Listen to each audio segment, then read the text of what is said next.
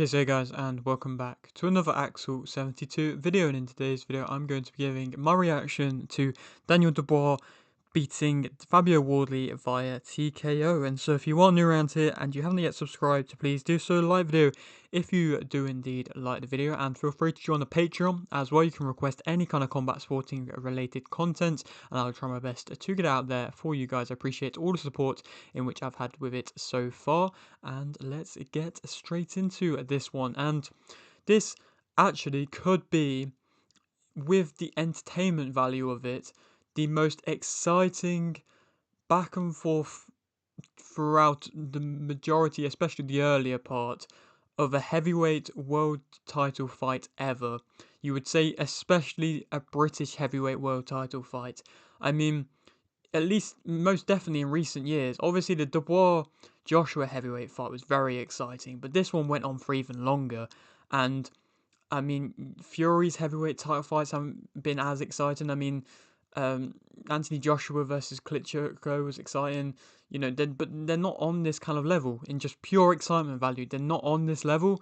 This was probably not defensively the most smartest of fights for either guy, but was a real good performance from Daniel Dubois and was an absolute war of a fight. Fabio Wardley obviously went out, started very quickly, which, to be fair, we haven't really seen from Fabio Wardley in a while. But at the same time, he did just kind of land a shot which you could tell he was practicing, the way that he kind of moved the hand away and then came in over the top. He was trying to do that over and over again. You would have imagined his team were probably saying, don't just keep going for that. And, obviously it worked to start off with. He got a knockdown within the first 10 seconds. That was very dramatic. I obviously picked Fabio Wardley to win. Obviously I was wrong. Wasn't really the best week for me. But again, it was very dramatic, and you would have expected from then on that Fabio Wardley would have gone on to win. He then, of course, got that third round knockdown as well, which was kind of reminiscent to an extent of the one against Alexander Usyk. I believe it was in the first fight against Alexander Usyk when he actually got stopped, where he went down to one knee and he just couldn't carry on, Daniel Dubois. And obviously this time Dubois was able to get back to his feet. And to be fair, even after that first round, Dubois started working better, and he just did get back to what worked. Obviously, he got slapped twice by, I don't know if it was Don Charles or if it was his dad, but he got slapped twice by whoever was his head coach at that time, and he ended up getting back to work. I mean, not to be disrespectful, but when you perhaps don't have when you perhaps aren't the most smartest of guys, you can just go back and forth and just not be afraid about anything.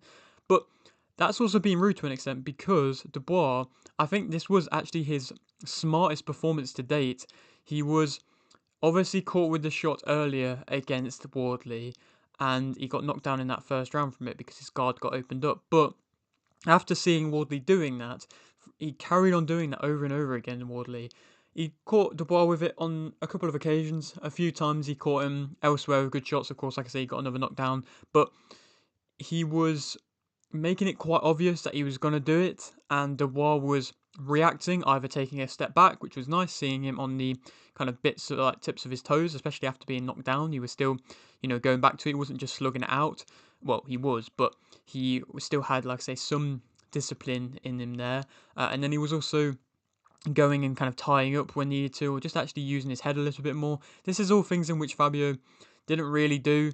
Fabio was getting backed up a lot more for the majority of it. He didn't really he used a bit of head movement when it was up against the ropes, but it wasn't really all too much. His defense, it was minimal. He had his guard high at certain points, and that was probably the times in which he was taking the least amount of damage. But then there was a lot of times where he just wanted to swing it out on the ropes, showed that he could survive. And I mean, that was what was keeping the fight going for as long as it went on, because whenever Wardley looked down and out and looked like he was meant to just cover up and just allow Dubois to beat him up till he lost, he was just then throwing back. Of course, that meant that Wardley was probably taking a lot more punches than I'm sure his corner or his family really wanted him to. But I mean, his corner didn't want to put in the towel, which is an interesting one, because Wardley was beaten up. You've got to take that into account. His face was so beaten up. When the doctor came in to check his nose, I don't know why they didn't check his eye. Obviously, the ref calls the doctor in, says what he wants them to check, but you can see that the eye was a problem. He came in the first time, checked the nose. The nose, it looks bad, but it wasn't bleeding out everywhere. The eye looked incredibly swollen. The second time the doctor came in, he checked the eye, and I don't know how, but Wardley, with his better eye covered, was still able to get through that kind of finger number count. But still, like I say, I feel like you definitely could have called it just from looking at that eye a couple of rounds earlier. Or, like I say, the team of Fabio Wardley could have called it earlier as well. There was multiple times where the body language of Fabio Wardley looked awful. Obviously, he was throwing and just trying to respond back at other times, but there was times in which he'd take a shot, go up against the ropes, and just kind of turn away a bit. And that's really not what you want to be doing. And that's ultimately why I feel like the ref actually did stop it, because you could see that Wardley was kind of turning away and not cowering, but like I say, just not looking like he wanted to be there. And of course, the ref seeing that on multiple occasions is inevitably going to jump in. So Wardley can't be, you know, going against the result at all. I'm sure he isn't. But again, Daniel Dubois, excellent performance from him. Probably the best performance in which I've seen from Dubois, bar, the two knockdowns. When he came back into it, the best performance I've seen from him. Maybe Dubois now is just at a point where you have to kind of show something against him to be able to then fuel him to carry on going. He has tremendous amounts of heart. I mean, to be fair, he's only 28 years old, and he's a 3-time heavyweight world champion now, which is pretty incredible at that age. And I mean, I don't know where he'll go on from this, but again, quite a heartfelt speech at the end, which was nice. You could see him getting emotional and things like that. That was sweet. But again, I don't know where Dubois is going to go on from this. Really, I feel like Dubois beats any heavyweight bar Usyk. Atauma could be a good fight. I don't know if he beats Atauma. Maybe he does. Atauma we haven't seen go into the later rounds either. Of course, we have seen Dubois go into them later rounds and seem really good. So that would be a very competitive fight. But I mean, Dubois or Atauma could end up happening.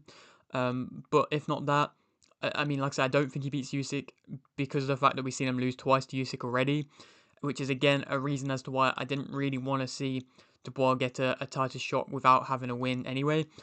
I love the fact that Dubois is now a world champion again, but I feel like if you'd would have had Dubois get a win after the Usyk fight instead of getting straight put into this fight, obviously, I suppose for the fans, nobody's really going to care, but at least for me, in my eyes, it would have made it a little bit better, because at least it would seem like he's on a bit of a momentum run, instead of, like, say, now he's a world champion, and we don't really want to see him going for the unification against Usyk, because of the fact that he's already lost twice to him, and the second one was a really bad loss. Again, I don't know if that's just me. I don't think that's just me. But again, like I was mentioning, I don't think he beats Usyk. Maybe if Usyk's a little bit older and looks a bit more aged against Rico, I don't know. Moses would be a great fight. Hopefully that actually would happen. We'll have to wait and see what Moses' move next. I feel like Moses wants 1 or 2 more fights before a big world title fight like that. Maybe a WBA technical world title fight. And then, I mean, otherwise, I feel like he could beat all the other heavyweights. Fury, I think Dubois could definitely beat. AJ's already beaten. Cabello could be a good fight, but Cabello's not ranked the best with the WBO, I don't think. I mean, otherwise, you're looking about, and there isn't really any other heavyweight which you would feel like Daniel Dubois would lose to. He's really shown himself as an elite heavyweight, one of the best heavyweights. You would say top 3 heavyweights or top 2 heavyweights. That's why he's a world champion. I don't know who would go up against that would be able to test him. He might get a defense against Hrgovic if Hrgovic beats Dave Allen, but I think he beats Hrgovic as well. So again, it's interesting, but again, 3-time world champion, credit to him. It will, like I say, just be interesting to see what kind of run he goes on as a champion. But again, a very impressive performance from Dubois. An absolute war of a fight again. I do feel for both fighters. I do feel like it will take probably a couple years off their lives, that fight. But for the fans, it was a very entertaining performance, and I wish I was there in person to have watched that. moving on to speak about the co-main event, and this whole card was really entertaining, to be fair. This co-main probably wasn't the most entertaining on the entire card, but it was still pretty good. Jack Rafferty managed to get a stoppage win over Essuman, with Jack Rafferty moving up to the welterweight division for the first time.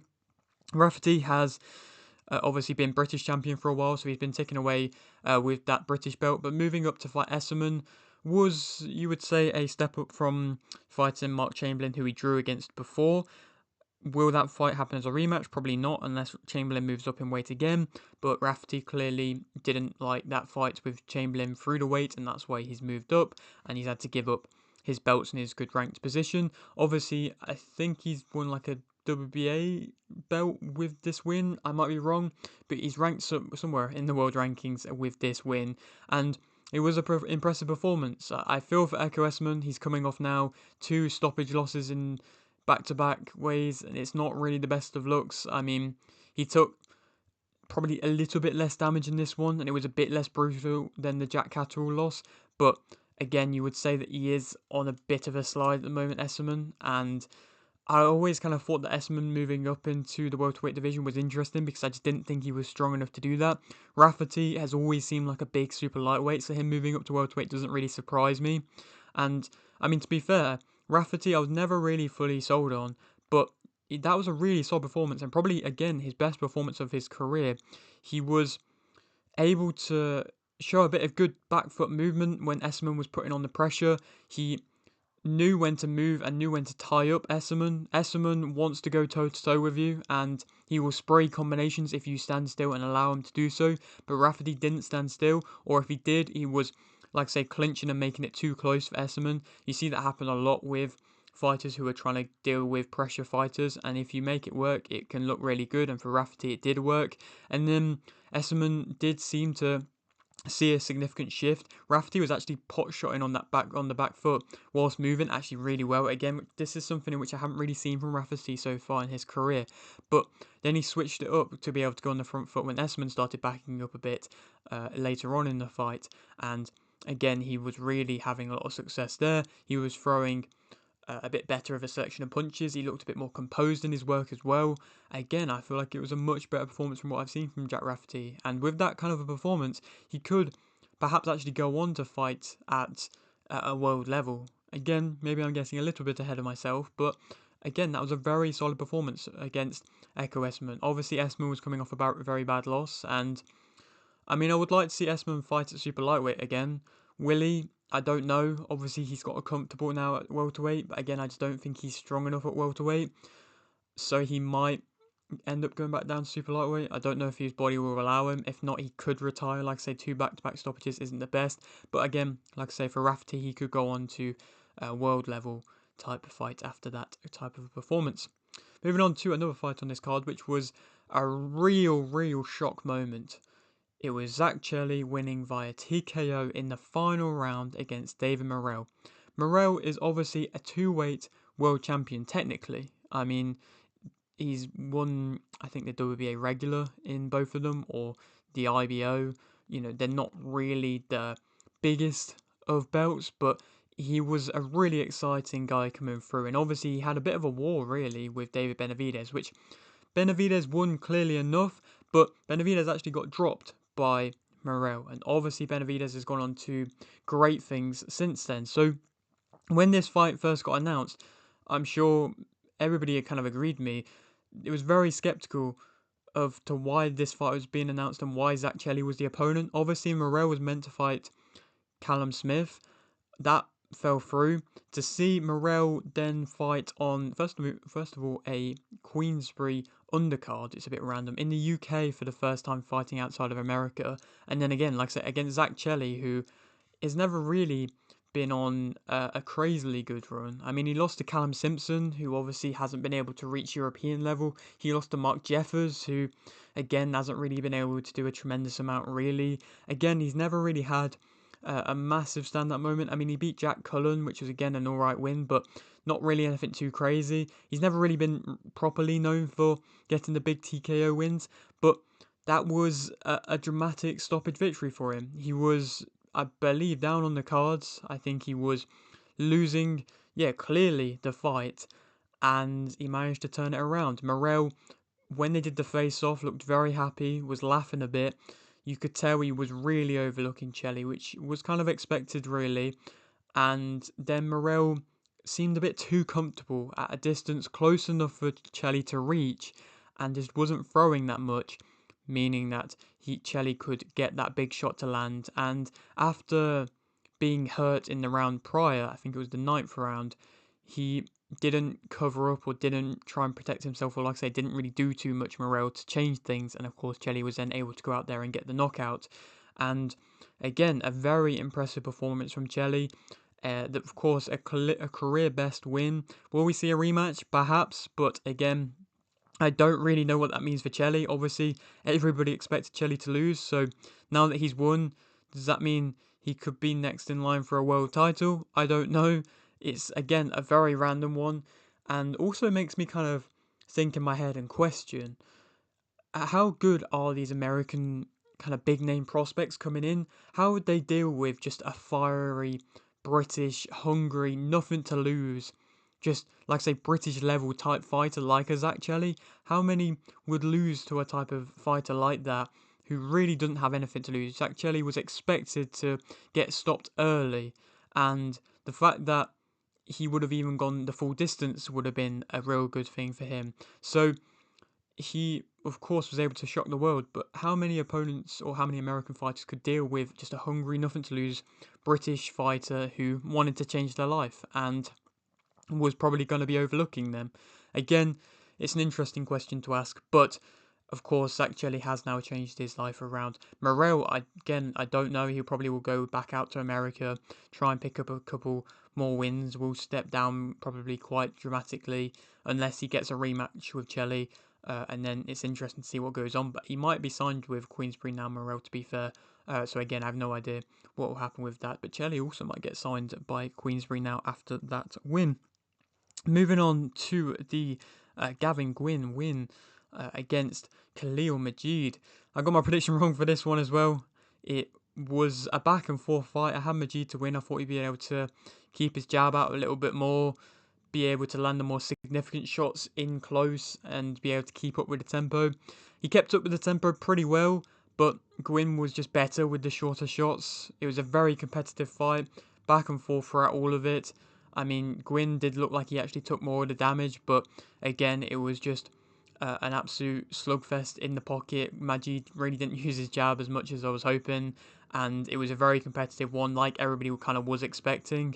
Gwyn is another guy, really, not to the level of Chelli with that win, but kind of has changed his career around as well. Obviously, after losing to Chamberlain, everybody was expecting him to kind of go on to retirement or go on to lose a few more and then retire. He then, of course, got the wrong fights, which rebuilt a bit of hype for him, and now he was able to get that good win against Majid. Here was again against a undefeated guy who was 16-0 and was going to be the favourite coming into it, but Gwyn is happy enough to shut that down, showing that Gwyn will fight anyone, and it was a very impressive performance. Majid, you imagine, will be able to rebuild, but does show weakness as to what level he can get to. But Gavin Gwyn, I don't feel like he can be any more than I think he could be an English champion. A British champion might be a bit of a push, but I think the British title is actually now vacant now that Jack Rafferty has moved up. So perhaps he could end up contesting against maybe like a Mark Chamberlain for that. I'm not sure if that belt is on the line for the Chamberlain fight that he's next to him. But nonetheless, like I say, that is something in which Gwyn could definitely get back to. Gwyn is a former British champion when he beats Craig Woodruff. But again, he could definitely get back to that point again. He actually looked a lot more stronger in this fight. In the wrong fights, he looked strong, but there was a slight kind of weakness to him, I thought, which you can often see when fighters get that bit older. Also, I think at this point in his career, with him being 36 years old, you can see how much each win means to him. And I think that is the case. He's going to be going into each fight, giving everything he has left. And if he wins, it's going to be so dramatic and such a big moment for him, which is a really nice way to see boxing, to be fair, if you can get them wins. But like I say, a very big performance from him again, and showing that he's not just a guy to go up against a prospect. He is a guy who's going to compete and actually could be fighting next for titles now, and I'm pretty sure is signed by Queensberry himself. Moving on to the final fight which we're going to be speaking about on this card, and that is Brad Ray winning via TKO in round 4 versus Liam Cameron. Now, I kind of expected this to be the case. I thought Ray would be able to beat Cameron. It was a pretty sound performance. I don't think that Liam Cameron has all too much left to give in his career. I mean, he could fight at an English level. He beat Troy Jones pretty well at that English level. And again, his coaches can get him to that level. But any kind of a step up higher than that, he is just going to lose. Obviously, he got stopped badly in the second time against Whittaker. This time, it was a pretty bad stoppage for him against Ray. Obviously, it wasn't brutal, but that first knockdown from Ray was a pretty cold knockdown, but it didn't look the best for Cameron. Obviously, he got back to his feet, and again, got back to his feet the second time around as well. But again, it just wasn't the best of looks, and I feel like he could go on to retire now. The story of Liam Cameron has been really impressive and really heartwarming, but you don't want to see him going up against these guys. Give him the credit to going up against these guys and risking it against some real high level opponents, but you just don't need to see that happen. But again, he could go on to retire. He's made some good money and changed his life around, so again, he could go on to retire now. But for Brad Ray, I mean, he is showing that he is a good level light heavyweight fighter. Obviously, he lost to Lyndon Arthur, so this was that of a comeback fight. I don't know where he goes on to next. After this, you would imagine he would stick around at a British type fight. Maybe he could fight a Craig Richards or possibly a Zach Chelli. I don't know. Maybe Zach Chelli has passed that now. I'm not too sure.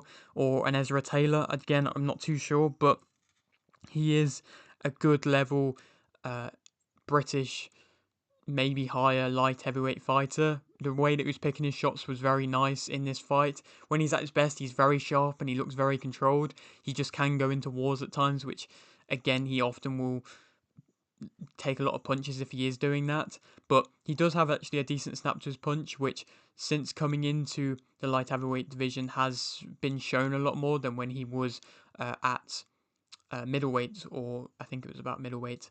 But yeah, now will be interesting to see what happens, because this probably is, stoppage wise, the best win of his career. But where does he go from here? Again, I don't know. He'll be riding a little bit of momentum now, and obviously he is the former European champion, and he had a close fight with Arthur. Maybe there could be a rematch, but I don't know.